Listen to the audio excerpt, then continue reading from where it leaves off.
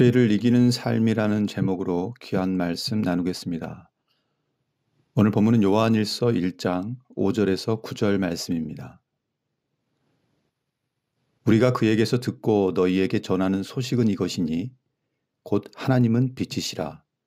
그에게는 어둠이 조금도 없으시다는 것이니라. 만일 우리가 하나님과 사귐이 있다 하고 어둠에 행하면 거짓말을 하고 진리를 행하지 아니함이거니와 그가 빛 가운데 계신 것 같이 우리도 빛 가운데 행하면 우리가 서로 사귐이 있고 그 아들 예수의 피가 우리를 모든 죄에서 깨끗하게 하실 것이요. 만일 우리가 죄가 없다고 말하면 스스로 속이고 또 진리가 우리 속에 있지 아니할 것이요. 만일 우리가 우리 죄를 자백하면 그는 미쁘시고 의로우사 우리 죄를 사하시며 우리를 모든 불의에서 깨끗하게 하실 것이요. 예수님을 믿는 우리 안에 너무 이상하고 견고한 믿음이 있다는 것을 아시나요? 그것은 죄는 이길 수 없고 어쩔 수 없이 평생 죄 지으며 사는 거야 하는 생각입니다. 이것이 죄에 대해서 접근할 때 우리가 기본적으로 갖고 있는 생각입니다. 그래서 십자가는 죄를 이기는 능력이고 예수님 안에서 죄는 이길 수 있다 하는 이 믿음을 붙잡고 사는 이들이 찾아보기가 힘들기도 합니다. 왜 그럴까요? 그것이 우리 경험이니까 그렇습니다. 끊임없이 악한 것에 무너지죠. 그리고 정죄하고 판단하는 삶을 살고 미워하고 다투는 일이 끊이지 않고 그것이 우리 고백입니다. 그러나 하나님의 말씀은 이와는 완전히 반대죠. 성경은 우리가 예수님을 믿으면 죄에서 벗어난다 이렇게 말씀하세요. 로마서 6장 6절 말씀입니다. 우리가 알거니와 우리의 옛사람이 예수와 함께 십자가에 못 박힌 것은 죄의 몸이 죽어 다시는 우리가 죄에서 종노릇하지 아니하려 함이니. 성경은 일관되게 하나님이 우리로 하여금 죄를 범하지 않도록 하신다 이렇게 말씀하세요. 죄를 짓고 회개하고 또 짓고 회개하고 이렇게 평생 반복하는 게 아니라는 거죠. 하나님은 우리가 육신을 입고 있기 때문에 죄 짓는 것은 어쩔 수 없는 거야. 예수를 믿어도 죄 짓고 사는 거야. 이렇게 여기지 않으신다는 거예요. 그 증거가 바로 징계입니다. 히브리서 12장 5절에서 6절 말씀입니다. 내 아들아 주의 징계하심을 경히 여기지 말며 그에게 꾸지람을 받을 때에 낙심하지 말라. 주께서 그 사랑하시는 자를 징계하시고 그가 받아들이시는 아들마다 채찍질 하심이라. 이 말씀을 보면서 우리가 알게 되는 것이 예수를 믿는 우리가 죄를 짓는 것이 당연하다고 하나님이 인정하시는 것이 아니라는 거예요. 하나님의 자녀인 우리가 죄를 짓지 않게 될 수 있으니까 징계하시면서까지 우리를 정결하게 세우시는 거죠. 요한일서 5장 18절에 보면은요. 분명하고 선명한 하나님 말씀이 나옵니다. 요한일서 5장 18절입니다. 하나님께로부터 난 자는 다 범죄하지 아니하는 줄을 우리가 아노라. 하나님께로부터 나신 자가 그를 지키심에 악한 자가 그를 만지지도 못하느니라. 하나님께로부터 난 자는 다 범죄하지 않는다. 이 말씀은 좀 진지하게 살펴보면요. 믿는 우리를 정말 당황하게 만드는 말씀이죠. 많은 성도들이 이 요절에서 낙심합니다. 아, 난 하나님께로부터 난 자가 아니구나. 이런 생각을 하게 되는 거예요. 왜냐하면 난 여전히 죄를 지으면서 살고 있으니까. 여러분, 그러면 어떻게 이 간격이 메워질 수 있을까요? 죄에 대해서 우리는 죄 짓지 않고는 못 산다. 이것이 실제 우리 수준입니다. 하나님의 말씀은 예수를 믿으면 죄를 짓지 않게 된다. 어떻게 이 말씀이 이루어질 수 있을까?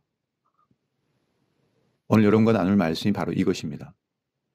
우리들이 죄를 이기며 승리하는 삶을 살 수 있도록 하나님이 이끌어 주신다는 거예요. 우리가 구원을 받는 성도라면 반드시 하나님이 죄에서 승리할 수 있도록 우리를 이끌어 주시는 거예요. 저는 오늘 세 가지로 죄를 이기게 하시는 하나님의 역사가 무엇인가 여러분과 함께 붙들기를 원합니다. 첫째는 하나님이 죄와 싸워 이기도록 우리에게 선물처럼 주신 것이 있는데 바로 회개예요. 본문 요한일서 1장 9절 말씀입니다. 만일 우리가 우리 죄를 자백하면 그는 미쁘시고 의로우사 우리 죄를 사하시며 우리를 모든 불의에서 깨끗하게 하실 것이요. 이 말씀을 보면 우리가 우리 죄를 자백하면, 즉 회개하면 하나님이 하시는 약속이 있으세요. 우리의 죄를 사하실 뿐만 아니라 모든 불의에서 깨끗하게 하신다는 거죠. 즉 죄에서 이길 수 있도록 하신다는 거죠. 여러분, 회개하면 무슨 이미지가 떠오르시나요? 우리가 부흥 집회에서 눈물 흘리고 가슴 치고 이런 이미지가 생각나시나요? 힘들고 고통스럽죠. 우리에겐 회개란 이런 이미지예요. 근데 성경에서 회개는 사실 우리가 아멘하고 붙잡아야 될 은혜입니다. 회개는 단순히 하나님께 용서만 받는 수단이 아니라 이 회개를 통해서 하나님이 우리를 죄를 짓지 않도록 해주시는 선물인 거죠. 하나님께로부터 난 자마다 다 범죄하지 않는다. 요한에서 5장 18절 말씀은 이렇게 한 요절로만 읽으니까 우리가 오해하고 낙심하게 되는 겁니다. 사실은 요한일서 1장부터 전체를 읽어 내려가야 돼요. 그래야 그 정확한 뜻을 비로소 우리는 알게 됩니다. 요한일서 1장에는요. 너희가 죄를 자백하라는 말씀이 나와요. 1장 9절에 죄를 자백하면 그는 미쁘시고 의로우사 우리의 죄를 깨끗하게 하실 것이요. 여기서부터 시작하는 거죠. 우리가 죄를 자백하면, 즉 회개하면 주님께서 그때마다 우리의 죄를 깨끗하게 하시고, 그러면서 요한일서 5장 18절에 우리가 죄를 범하지 않게 되는 역사까지 가게 된다는 거죠. 두 번째는 하나님이 우리가 죄를 이기도록 베푸시는 것입니다. 그것이 끊임없는 용서입니다.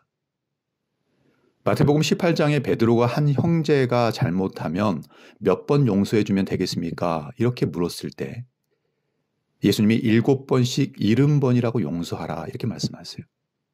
숫자로만 계산하면 490번이에요. 그러나 이 뜻은 무한히 용서라는 뜻이죠. 주님이 제자들에게 그렇게 용서하라 하심은 주님이 먼저 그렇게 용서하고 계시다는 것을 전제로 하고 있는 겁니다.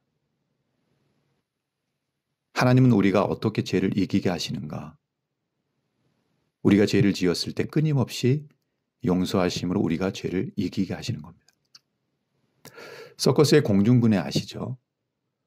고개를 부릴 때 그 밑에 안전구물이 있잖아요. 근데 그 안전구물이 쳐져 있는 이유가 뭘까요? 고개를 실패하라고 쳐져 있는 것이 아니죠. 성공하라고 쳐져 있는 겁니다. 왜 하나님은 우리를 끊임없이 용서하시는가?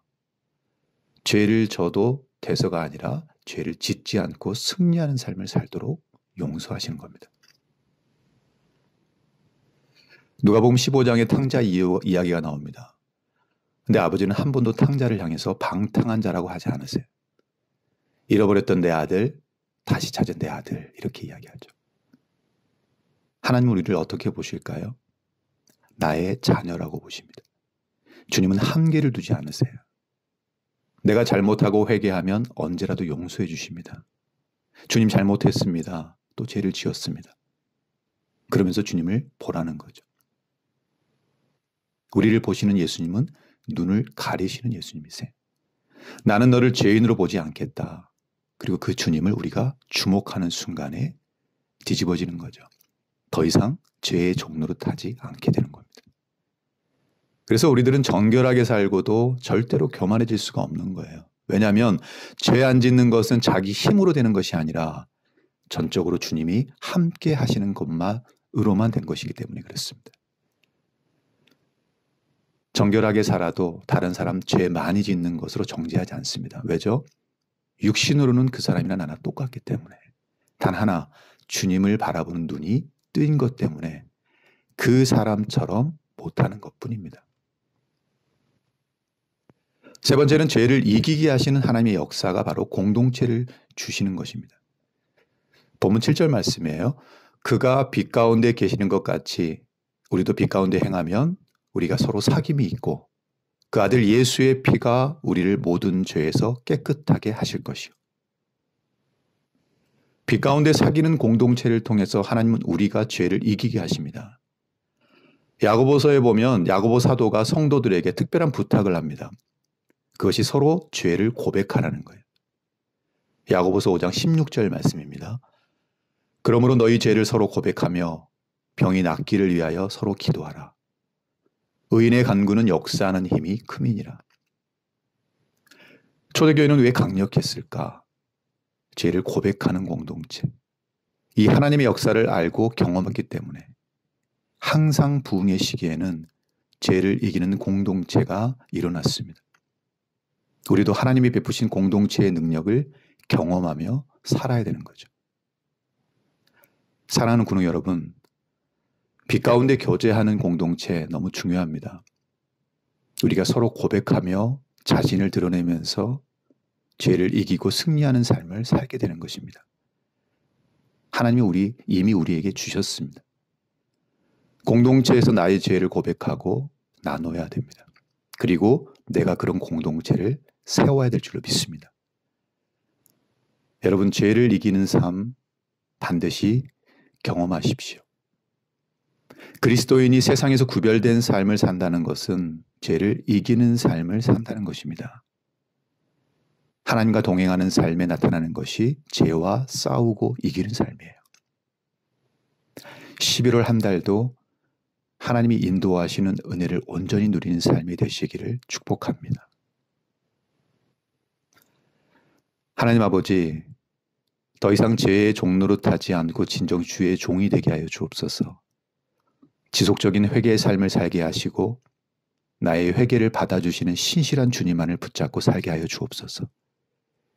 그리하여 죄를 이기고 승리하는 강력한 수원영문 이 공동체를 세우게 하여 주시옵소서. 감사드리며 예수님의 이름으로 기도드립니다. 아멘.